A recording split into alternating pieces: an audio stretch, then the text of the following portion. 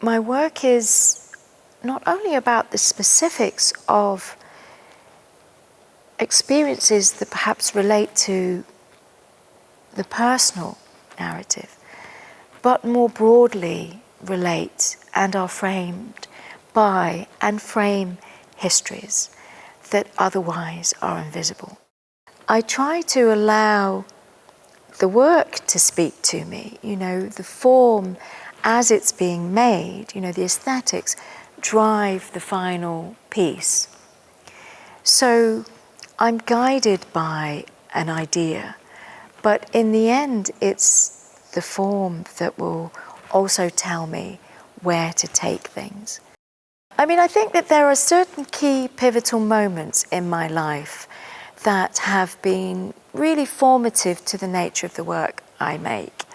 So Synapse, which is part of the BALTIC exhibition, those photographs that are projected onto my own body are images that I photographed in India. When I first returned to India after 19 years or so, having come to the UK, and were photographed on 35mm colour slides, which for a long time after I came back from India, that first trip, I just felt like I was carrying them around like my passport.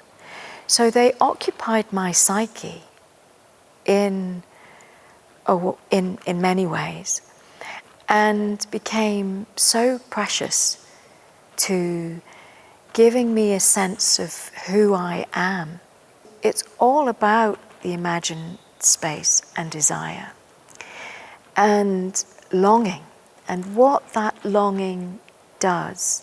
And then, in 1997, I became a mum, completely unexpectedly. And my son turned my world upside down in a good way. And this is what relates to, birdsong, which I'm so thrilled is being exhibited at BALTIC. It's a piece that is based on the first joined up sentence that my son spoke, aged approximately 18 months.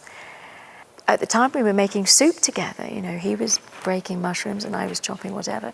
And suddenly, out of the blue, he just said, "I'd like a horse to live with us, Mum." And I said, "Well, where will it live?" And he said, "Right here with us in our living room." He didn't see any division as a child, as children don't, between what was possible and what was impossible. And so this moment in my life of my son's voice coming into the world became really pivotal to the nature of my practice, as his speech and his desires were coming into the world and being formulated. At the same time, in my life, very sadly, my father was dying of cancer. And birds were the first sound I heard when he died. So for a while after, I began to draw and to paint a bird a day, almost as a way of exercising my ghosts and as a way of obsessively marking time. It was time. He had left already. Letters came. Chitty, chitty, chitty. A dark brown, wiry-looking boy with a wide-open face and full lips darted from gate to door, waving a blue-coloured letter. I did not want to see it, for in it was not even half my heart.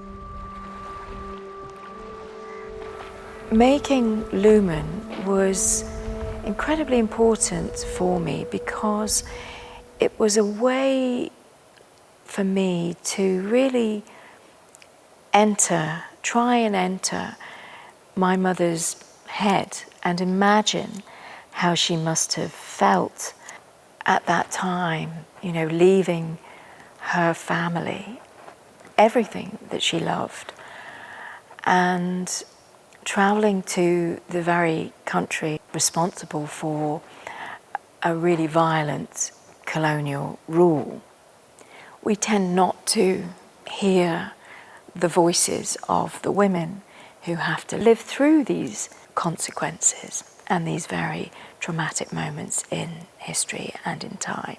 So Lumen was really an extraordinary opportunity for me as an artist to create a work that allowed me to reflect on this experience of the matrilineal voice and to try to remember my own history, really, and my own experience in relation to that. Because, of course, I remember going from, you know, playing in huge forested landscapes to being in a very different landscape when we arrived in London, which is really where I grew up. It was very grey. My mother kept us very close. So in this strange way, I felt as if, you know, this opportunity to make this work with Baltic and with Kettle's Yard and with FVU, Film and Video Umbrella and Bristol Museum, presented this remarkable opportunity for me to pull all of these threads together in a way that found space for my mother and my grandmother and myself to speak.